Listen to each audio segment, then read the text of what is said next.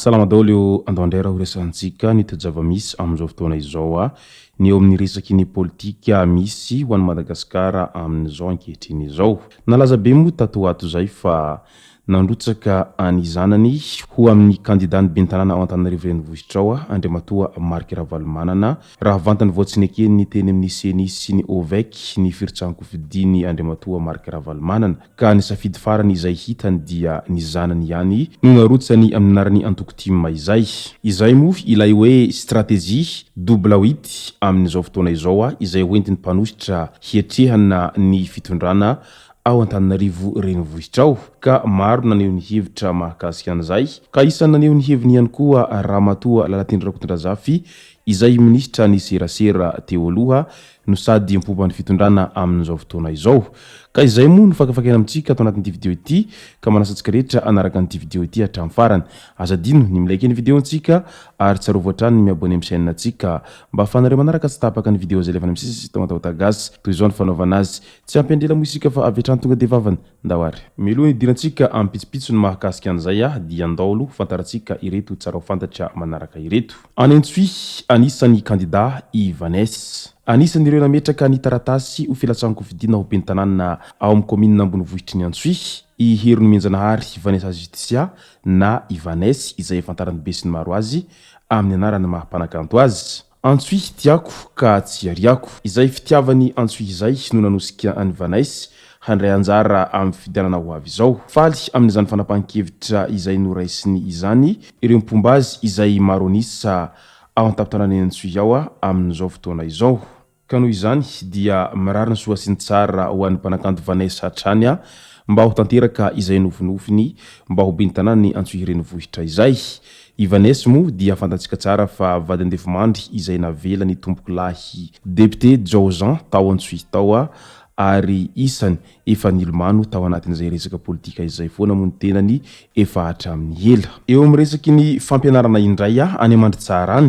efa antonany maro izay no tsy nisy fiovana ka farany izao vaovakitaraina ireo mpampianatry ny frama ao amin'ny CG Tsaravony Marizanina ao Mandritsara ao kely ny karaman'izy ireo izay tsy mifanaraka amin'ny fidangany vidim-piainana misy ankehitriny nisy ny fangatahana nataon'izy ireo efa hatramin'ny taona 2024 mba hisindrotany karama saingy tsy nisy izany fony mbola teo amin'ny fitantanana ny sekoly ny tale teo aloha hatramin'izao fotoana izao izay efa andraisany ny fisotrondronoana izao efa nisy ihany ny fampiresahana izay natao tamin'ny talen'ny sekoly ankehitriny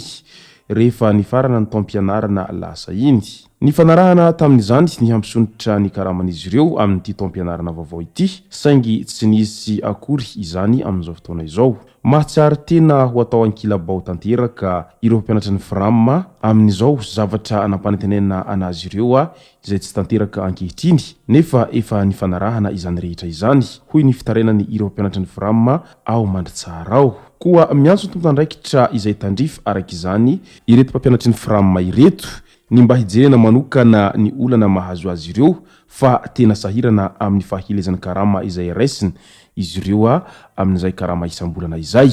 eo amin'ny resaky ny fatifatin-jiro indray dia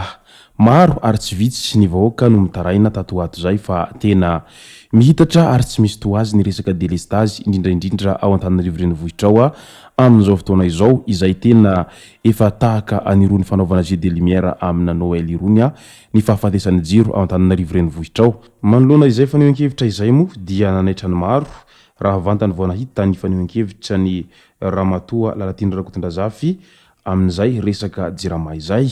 hoy hatrany ny tena ny tao ampejy ny tao nilaza hoe hoy ny jirama mantsy anay hoe tapaka ny jiro eny amin'ny quartier misy anareo amin'ny 8 ka hatramin'ny 1:10 ora atoandro izany hoe adiny 3 fa ny mahagaga tsy mifarana eo fa mbola miampy koa aveo hoe amin'ny 1 ka hatramin'ny 2 ora tolakandro. Tsy azoko hoe koa maninona raha tonga dia notenenina hoe adiny 4 sa raha zaraina 2 ilay filazana dia maivana kokoa. Io ny fantaniana izay napetrany tao amin'ny pejiny tao. Nanaitra ny maro iaho izay filazana izay satria mantsy raha natadidy isika tamin'ny fotoanan'izy fony mbola ministry ny serasera dia isany ireo izay mpitondra tenin'ny fitondrana tamin'izany moa ny tenany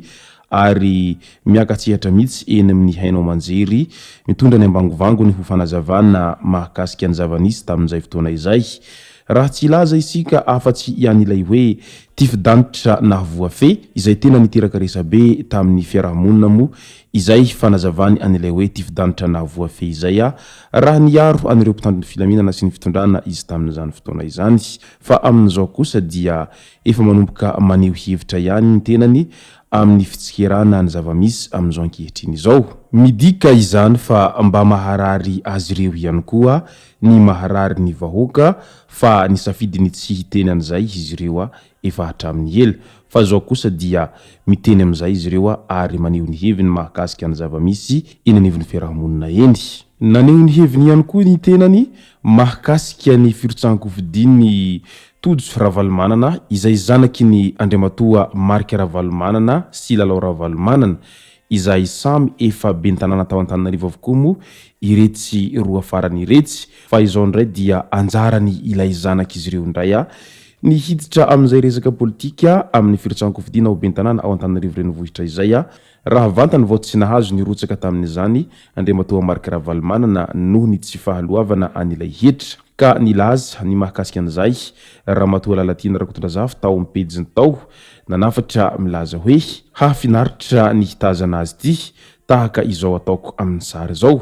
Koa rehefa tsirainy kosa aveo moa tsy ho zanany mety izany ka alefe ho isa hatrany raha naneho ny heviny mahakasika an'izay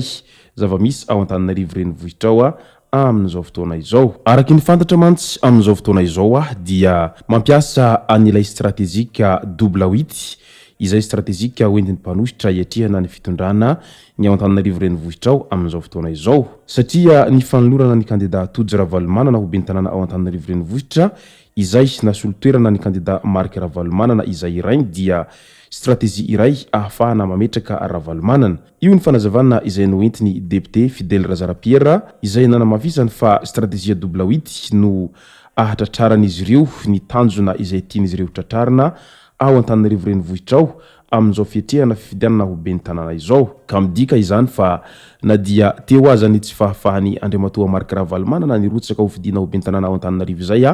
dia izao ndray anjarany zanany no mirotsaka ka mbola izy mianakaviany izany no te handrobaka an'izay fandresena amin'ny fifidianana ben'ny tanàna ao Antananarivo izay. Raha vantany voalany ny zanany dia mazava ho azy fa mbola fitondrana izy ireo ihany ny politika miainga ao anatin'izay commune ambonivohitra ny Antananarivo izay. Ka izay moa no masaka azona roso tao anatin'ity vidéo ty tomboko lasy tomboko vavy misaotra antsika rehetra nanaraka an'ity vidéo ty hatramin'ny farany. Azadiny ny milaiky ny vidéontsika ary tsara voatrany miabone amin'ny chaîne antsika mba fanareo manaraka tsy tapaka ny vidéo zay lefa any amin'ny sisy WATAWATA GASY tomboko lasy tomboko vavy mankasitraka dia mirary soa.